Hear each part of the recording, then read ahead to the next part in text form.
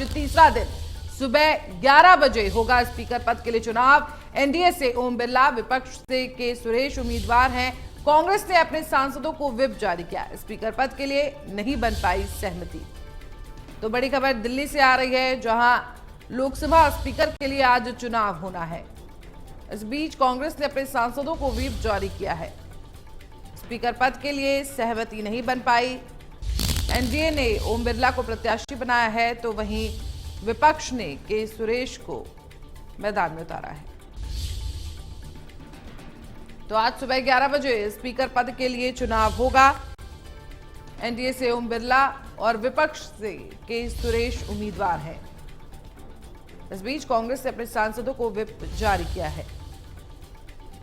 तो आपको बता दें, स्पीकर पद के लिए पक्ष और विपक्ष में सहमति नहीं बन पाई। दोनों ने ही अपने उम्मीदवार उतारे हैं।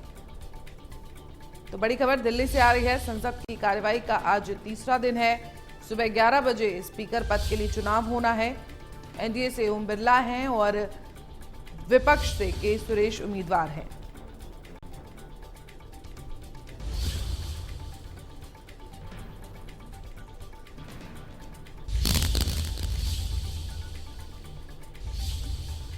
तो बड़ी खबर दिल्ली से आ रही है। संसद की कार्यवाही का आज तीसरा दिन। स्पीकर पद के लिए सहमति नहीं बन पाई है एनडीए और विपक्ष के बीच में। एनडीए ने ओम बिरला को उम्मीदवार बनाया है, तो विपक्ष ने के सुरेश को उम्मीदवार बनाया है। कांग्रेस ने अपने सांसदों को इस बीच व्हिप जारी किया है।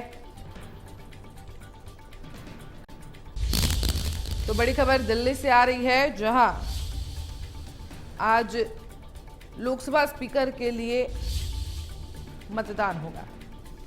सुबह 11 बजे स्पीकर पद के लिए चुनाव होगा। एनडीए से ओम बिरला प्रत्याशी हैं, तो विपक्ष से के सुरेश उम्मीदवार हैं। कांग्रेस ने अपने सांसदों को व्हिप जारी कर दिया है।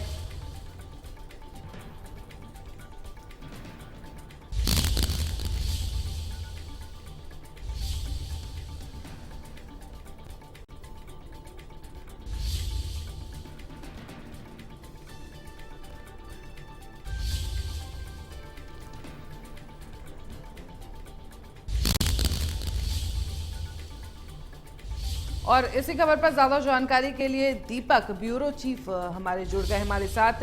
दीपक, आपके पास आएंगे। देखिए, जो है चुनाव होना है लोकसभा स्पीकर के लिए, और जिस तरह से सहमति नहीं बन पाई है, ओम बिरला को एनडीए ने अपना उम्मीदवार बनाया है, के सुरेश को विपक्ष ने अपना उम्मीदवार बनाया है। किस तरह से देखते हैं इतने सालों बाद, या कहे पहली बार इस तरह से लोकसभा स्पीकर के लिए चुनाव होने जा रहा है?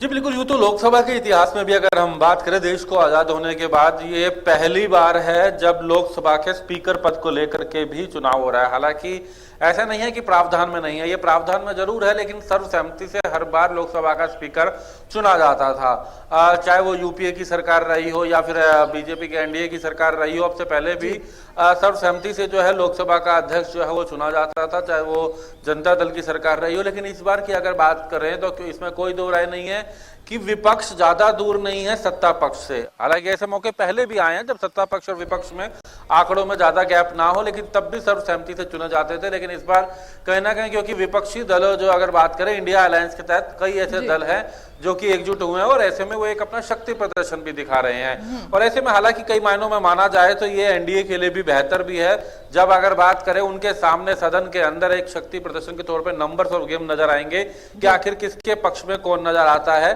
तो आज 11 बजे का समय है जब लोकसभा में स्पीकर पद को लेकर के मतदान होगा। बाकायदा व्हिप जो है वो कल जारी कर दी गई थी, कांग्रेस की तरफ से भी, अगर बात सपा की तरफ से भी, तमाम जो चाहे वो टीसीपी है, इसके अलावा अगर हम बात करें एनडीए में भी जो तमाम भाजपा हो या तमाम अन्य दल हैं, उनकी तरफ से व्हिप जारी की गई थी। 11 बजे से लेकर के जब तक वोटिंग नहीं होती, तमाम सांसद जो है संसद में ही मौजूद रहेंगे।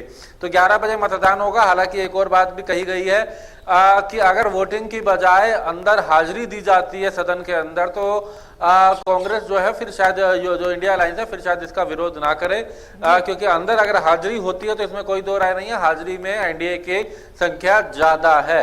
वोटिंग में भी ज्यादा है, लेकिन वोटिंग हो सकता है कि शायद कुछ गोपनीय हो। लेकिन यहाँ पर सीधे तौर से अगर बात करें तो अब 11 बजे का आज वो समय होगा जब लोकसभा के अध्यक्ष पद को लेकर के यहाँ पर चुनाव होगा। जी बिल्कुल। और देखिए अगर हम बात करें एनडीए के पास जिस तरह से बहुमत है और वो कहीं ना कहीं ओम बिरला का जो है स्पीकर बनना तय है, लेकिन फिर भी कांग्रेस जिस तरह से के सुरेश को उम्मीदवार बनाया है कांग्रेस ने, तो क्या लग रहा है आपको कांग्रेस किस तरह से दिखाना चाह रही है अपने आप को, क्या प्रूफ करना चाह रही है? लगातार देखिए कांग्रेस डिप्टी स्पीकर का पद मांग रही थी। जी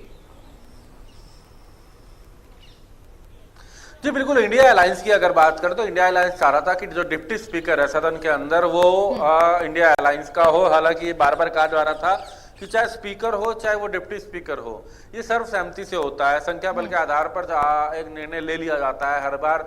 और ऐसे में वो किसी भी राजनीतिक दल का नहीं रहता, ना वो भाजपा, ना कांग्रेस, ना सपा, ना टीसीपी, ना किसी भी दल का वो नहीं रहता है यहाँ पर अगर बात करें तो ये।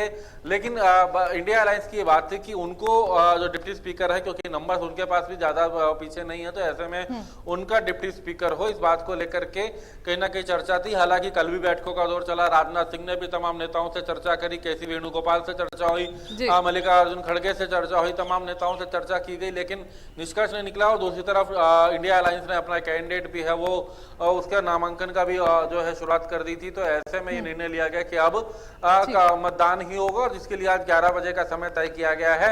हालांकि ये मतदान वोटिंग किस तरीके से होती है, क्या संसद में हाथ खड़ा करा जाता है, और अगर ऐसा हुआ तो सीधे तौर से इंडिया अलायंस कोई इसका विरोध नहीं करेगा और सीधे तौर से ठीक है। दीपक आप बने रहिए इस खबर पर, हम आएंगे आपसे आगे भी अपडेट लेते रहेंगे।